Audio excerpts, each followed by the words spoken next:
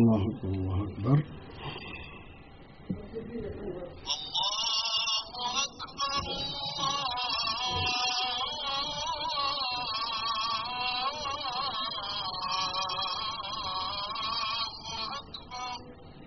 اللہ اکبر اللہ اکبر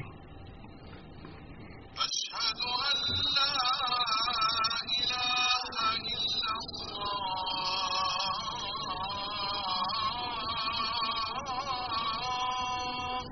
الا اللہ اشہد ان لا الہ اشہد ان لا الہ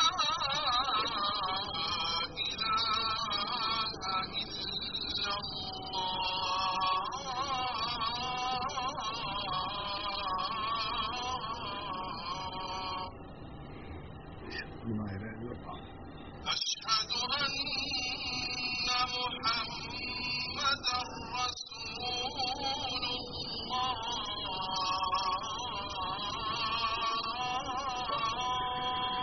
اشہد ان محمد رسول اللہ اشہد ان محمد رسول اللہ اشہد ان محمد رسول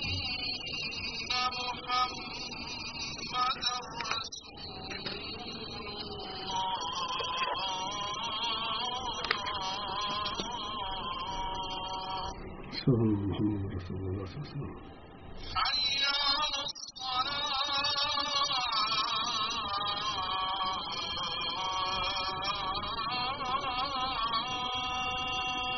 لا حول ولا قوة الا بالله حی علی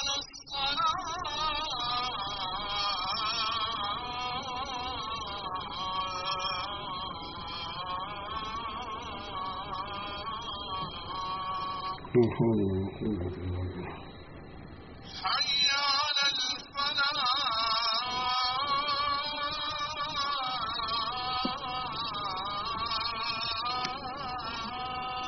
لا حول ولا قوة الا بالله حی علی الفلاح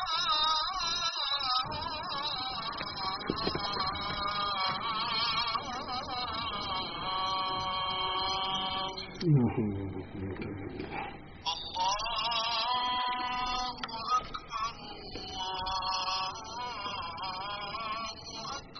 اللہ اکبر اللہ اکبر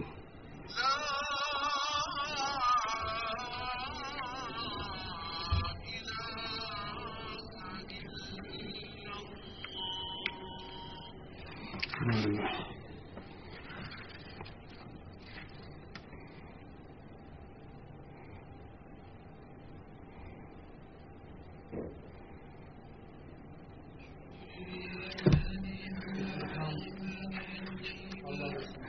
تمام تعریف اس اللہ کے لیے جس نے تمام اچھی چیزوں کو مومنوں کے لیے حلال قرار دیا ہے اور تباہ کن چیزوں سے منع کیا ہے، اور میں گواہی دیتا ہوں کہ اللہ وحدہ لا شریک کے علاوہ کوئی سچا معبود نہیں جو ارض و سما کا مالک ہے، اور میں گواہی دیتا ہوں کہ بے شک ہمارے سردار اور نبی محمد صلی اللہ علیہ وسلم کے بندے اور رسول اور افضل ترین مخلوقات ہیں۔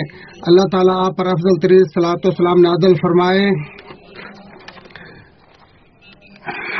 حمد و ثنا کے بعد اے مسلمانوں، میں تمہیں اور اپنے آپ کو اللہ کے تقوی کی وصیت کرتا ہوں۔ اسی کے ساتھ خوشیاں حاصل ہوتی ہیں، برکتیں نازل ہوتی ہیں، اور جو اللہ تعالیٰ کا تقوی اختیار کرتا ہے اللہ تعالیٰ اس کے لیے راہ نجات بناتا ہے اور اسے ایسی جگہ سے رزق دیتا ہے جہاں سے وہم و گمان بھی نہ ہو۔ اے مسلمانوں، عدالتوں اور کچہریوں کے برآمدوں اور صاحبانوں میں جس نہ گفتہ صورتحال کا بکثرت اظہار ہوتا ہے، یہ مسلمان کے شایان شان نہیں اور نہ ہی کسی مومن کے لیے حلال و جائز ہے کہ وہ اپنے مطالبے اور دعوے کے نفاذ کے لیے اپنی طاقت و ہنر مندی کا ناجائز استعمال کرتے ہوئے ایسی گھٹیا صورتحال میں واقع ہو۔ جھوٹے دعوے جن کی کوئی حقیقت نہیں اسی بری صورتحال کا حصہ ہیں، بلکہ یہ ایسے دعوے ہیں جو سراسر باطل اور بہت بڑا گناہ ہیں۔ ارشاد باری تعالیٰ ہے، ایمانداروں آپس میں ایک دوسرے کے مال لغو بے بنیاد طریقے سے نہ کھاؤ اور نہ ہی انہیں کھانے کے لیے مجبور کرو کہ اور حکمرانوں کے پاس لے کر جاؤ، اور آپ صلی اللہ علیہ وسلم نے فرمایا جس شخص نے کسی ایسی چیز کا دعویٰ کیا جو حقیقت میں اس کی نہیں ہے تو وہ شخص ہم میں سے نہیں ہے اور اسے چاہیے کہ وہ اپنا ٹھکانہ آگ میں تلاش کرے۔ مسلم شریف۔ شرعی نصوص اور علماء دین کے اقوال سے بالکل واضح ہے کہ مسلمان کے لیے ایسی چیز کا لینا یا حاصل کرنا ناجائز و حلال نہیں ہے، جائز و کرنا جائز و حلال نہیں ہے جو حقیقت میں اس کی نہ ہو، خواہ قاضی و جج نے اس کے حق میں ہی فیصلہ کیوں نہ کر دیا ہو۔ اسی طرح اے اللہ کے بندو، اسی طرح اپنے کسی مسلمان بھائی کو حق کو ناحق ہتھیانے کی غرض سے جھوٹی قسم کا اقدام بھی اسی انتہائی گھٹیا و معیوب صورتحال میں سے ہے۔ ارشاد باری تعالیٰ، بے شک جو لوگ اللہ تعالیٰ کے عہد اور اپنی قسموں کو تھوڑی قیمت پر بیچ ڈالتے ہیں ان کے لیے آخرت میں کوئی حصہ نہیں۔ اللہ تعالیٰ نہ تو ان سے بات چیت کرے گا، نہ ان کی طرف دیکھے گا، قیامت کے دن دیکھے گا اور نہ انہیں پاک کرے گا، اور ان کے لیے دردناک عذاب ہے۔ سلف میں سے اکثر نے اس کی تفسیر ایسی جھوٹی قسم کے ساتھ کی ہے جس کے ذریعے کسی مسلمان کا حق چھینا جائے۔ آپ صلی اللہ علیہ وسلم نے فرمایا جو شخص جھوٹی قسم کھا کر کسی مسلمان کے حق پر ناحق قبضہ کرے وہ اللہ سے اس حال میں ملے گا کہ وہ اس پر بہت زیادہ غضبناک ہو۔ بخاری و مسلم۔ اور آپ علیہ الصلوۃ والسلام نے فرمایا جو کسی مسلمان کے حق پر بذریعہ جھوٹی قسم قبضہ کرتا ہے اللہ تعالیٰ اس پر جنت کو حرام اور جہنم کو واجب قرار دیتا ہے۔ تب بعض نے پوچھا یا رسول اللہ اگرچہ کوئی معمولی سی چیز ہی کیوں نہ ہو تو آپ صلی اللہ علیہ وآلہ وسلم نے 3 بار فرمایا اگرچہ پیلو درخت کی ٹہنی یا شاخ کیوں نہ ہو۔ مسلم شریف۔ دنیا کے فوائد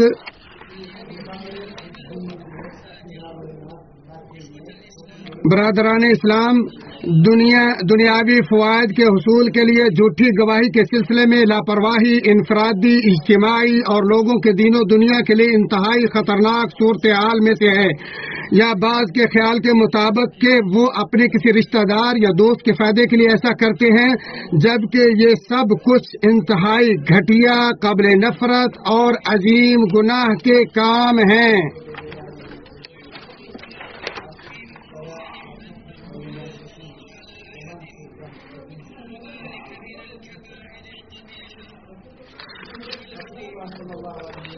ارشاد باری تعالیٰ ہے اور جھوٹی بات سے پرہیز کرو۔ نبی اکرم صلی اللہ علیہ وآلہ وسلم سے کبیرہ گناہوں کے بارے میں پوچھا گیا تو آپ صلی اللہ علیہ وسلم نے فرمایا اللہ کے ساتھ شرک کرنا، والدین کی نافرمانی، کسی جان کو قتل کرنا اور جھوٹی گواہی دینا۔ بخاری مسلم۔ یعنی عوامی پراپرٹی میں سے کسی چیز، زمین وغیرہ کے حصول کی غرض سے کسی کے حق میں جھوٹی گواہی دینا۔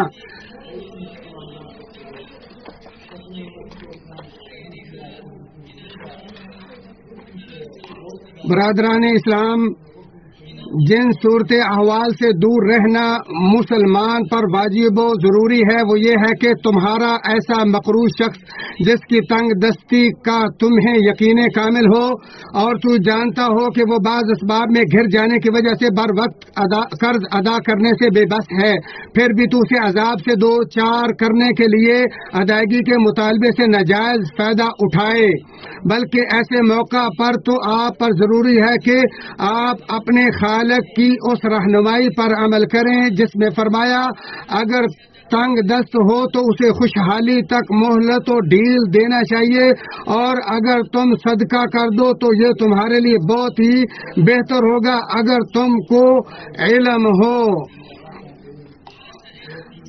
اللہ تعالیٰ کے فرمان اگر تم صدقہ کر دو تو یہ تمہارے لیے بہت بہتر ہوگا کے متعلق سعید بن جبیر فرماتے ہیں پس یہ تو بہت بڑی اجرت ہے، اور جو صدقہ نہ کرے وہ گناہ گار نہیں ہوگا، البتہ جس نے کسی تنگ دست کو جیل میں بند کروا دیا وہ گناہ گار ہوگا۔ اور بہت سے اسلاف کا قول بھی سعید ابن جبیر جیسا ہی ہے۔ سو اے وہ شخص جس نے کسی ایسے تنگ دست سے اپنا قرض واپس لینا ہو جس کی تنگ دستی معلوم ہو تو اس آنے والی رہنمائی پر ڈٹ جاؤ تاکہ بہت عظیم بھلائی اور بہت بڑے اجر و ثواب کے حصول میں کام ہو جاؤ۔ آپ صلی اللہ علیہ وسلم نے فرمایا ایک تاجر لوگوں کو ادھار دیا کرتا تھا اور جب کسی تنگ دست کو دیکھتا تو اپنے ملازموں کو کہتا اس سے در گزر کرو، شاید اللہ بھی ہم سے آخرت میں در گزر فرمائے۔ چنانچہ اللہ تعالیٰ نے اس کے مرنے کے بعد اس کو بخش دیا۔ بخاری و مسلم۔ اور آپ صلی اللہ علیہ وآلہ وسلم نے فرمایا جو چاہے کہ اللہ تعالیٰ اسے روز قیامت کی تکالیف سے نجات دے دے، اسے چاہیے کہ وہ تنگ دست کو مہلت دے دے یا پھر اس کا کچھ یا سارا قرض معاف کر دے۔ مسلم شریف۔ اور مسلم شریف میں مروی ایک حدیث دوسری حدیث میں ہے کہ جس نے کسی تنگ دست کو مہلت دی یا اس کا قرض معاف کر دیا تو اللہ تعالیٰ اس کو اپنا احسان نصیب کرے گا۔ سنن امام احمد اور سنن ابن ماجہ کی ایک حدیث میں بعض علماء نے صحیح کہا میں مروی ہے کہ نبی مکرم صلی اللہ علیہ وسلم نے فرمایا جس نے قرض کی واپسی کا ٹائم ہو جانے کے باوجود کسی تنگ دست کو مہلت دے دی تو اسے ہر دن کے عوض اس سے دگنے صدقے کا ثواب ملے گا۔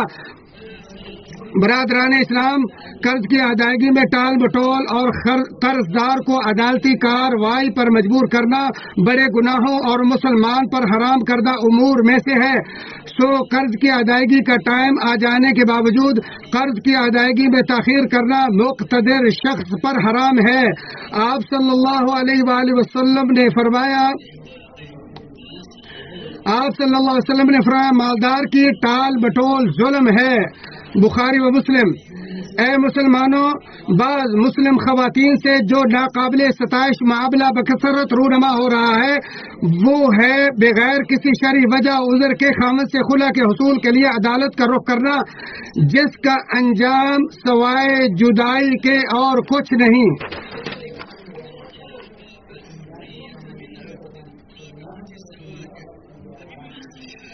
نبی اکرم صلی اللہ علیہ وآلہ وسلم سے صحیح ثابت ہے کہ جس عورت نے اپنے شوہر سے بغیر کسی ایسی تکلیف کے جو اسے طلاق لینے پر مجبور کرے طلاق کا مطالبہ کیا تو اس پر جنت کی خوشبو حرام ہے۔ اگر حالت ایسی ہی ہو جو اوپر مذکور ہے تو عورت کے اس مطالبے کو ابن حجر الہیثمی نے گناہ کبیرہ شمار کیا ہے۔ اے اللہ کے بندو، انتہائی گھٹیا اور ناگفتہ بے صورتحال تب ہوتی ہے جب صاحب حق طلاق کے بعد زوجین میں سے کسی کے ایسے فعل کی شکایت عدالت میں لانے پر مجبور ہو جائے جسے نہ تو دین مہذب قبول کرتا ہے اور نہ ہی خلق کریم اور عقل سلیم قبول کرتی ہے۔ فرمانے باری تعالیٰ تمہارا معاف کر دینا تقوی کے بہت قریب ہے اور آپس کی فضیلت و بزرگی کو فراموش نہ کرو۔ اور اللہ سبحانہ نے فرمایا ماں کو اس کے بچے کی وجہ سے یا باپ کو اس کی اولاد کی وجہ سے کوئی ضرر نہ پہنچایا جائے۔ اور فقہ کے معتبر اصولوں میں سے ایک قاعدہ ہے حق پر عمل درآمد کرنے میں ظلم و تشدد کو روکا جائے۔ متعلقہ عورت کے مقررہ شرعی حقوق جیسے مہر مؤخر یا قبل از دخول مہر مقدم وغیرہ میں ٹال مٹول کرنا شوہر کے لیے جائز نہیں ہے۔ اسی طرح رجعی طلاق کی صورت میں متعلقہ کی رہائش و نانا نفقہ کے حقوق نیز طلاق بائنہ کی صورت میں وضع حمل تک حاملہ متعلقہ کے نانا نفقہ کے حقوق کی ادائیگی میں ٹال مٹول ناجائز ہے۔ یہ تمام تر حقوق ثابت شدہ ہیں جن سے جان چھڑانا یا ان کے حصول کے لیے بیوی کو عدالت کا دروازہ کھٹکھٹانے پر مجبور کرنا جائز نہیں ہے کیونکہ یہ حقوق ثابت و متعین اور شرعی سوجھ بوجھ رکھنے والے ہر شخص پر بالکل واضح ہیں۔ اقوام مسلم یہ بھی انہی گھٹیا صورت احوال کا مظہر ہے کہ مقررہ حقوق کے دلائل سے ضروری طور پر ثابت شدہ حقوق کے حصول کے لیے بیوی کو عدالت جانے پر مجبور کرنا جیسے بعد از طلاق اولاد کے اخراجات جب وہ ماں کے زیر پرورش ہوں۔ جبکہ آپ صلی اللہ علیہ وآلہ وسلم کا فرمان ہے کسی آدمی کے لیے اتنا گناہ ہی کافی ہے کہ جن کی روزی روٹی کا وہ ذمہ دار ہو انہیں وہ ضائع کر دے۔ نووی نے اس حدیث کو صحیح قرار دیا، چنانچہ سب پر واجب و ضروری ہے کہ وہ ان حقوق کو خوش طبی، فراخ دلی اور ایسے آسان طریقے سے ادا کرے جن سے نہ تو لڑائی جھگڑے کی نوبت آئے اور نہ ہی طرفین سے کوئی اپنے حقوق کے حصول کے لیے کورٹ جانے پر مجبور ہو۔ مسلمان ان حقوق کی ادائیگی میں اس لیے سبقت سے کام لے کہ یہ اللہ کی حدوں میں سے ہیں۔ کسی کے مجبور کیے بغیر ہی ان حدود کی پاسداری میں جلدی کرنا ضروری ہے، بلکہ وہ دین اور اللہ کی عبادت جان کر ان کو ادا کرتا ہے۔ ارشاد باری تعالیٰ، یہ اللہ کی مقرر کردہ حدیں ہیں، جو شخص اللہ کی حدوں سے آگے بڑھ جائے اس نے یقیناً اپنے اوپر ظلم کیا۔ اسی پر اکتفا کرتے ہوئے میں اللہ سے اپنے اور تمہارے لیے اور تم مسلمانوں کے لیے ہر گناہ کی معافی مانگتا ہوں، بس تم بھی اسی سے بخشش مانگو، وہی غفور الرحیم ہے۔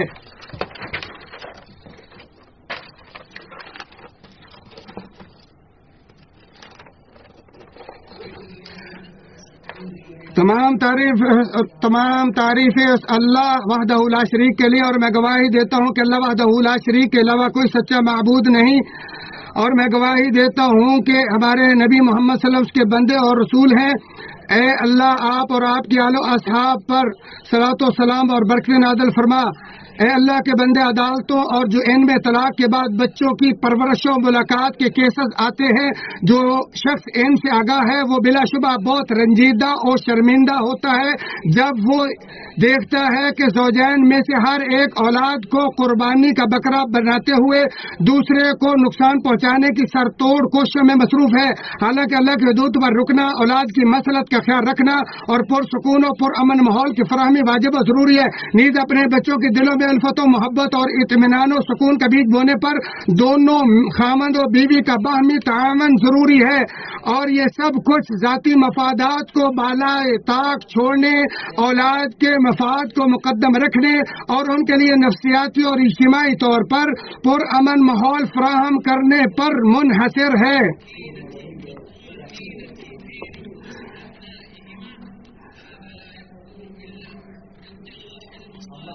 تاکہ وہ بچے صحیح اور سالم نشو و نما پا سکیں۔ فرمانے باری تعالیٰ، اور آپس کی فضیلت و بزرگی کو فراموش نہ کرو۔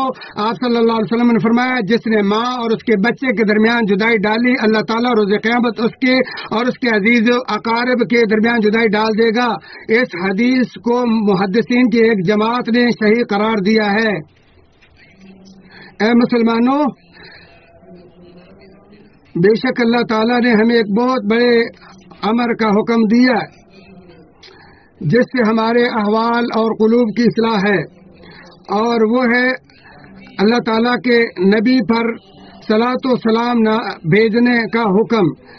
اے اللہ، ہمارے نبی اور رسول محمد صلی اللہ علیہ وسلم پر صلاۃ و سلام اور برکت نازل فرما۔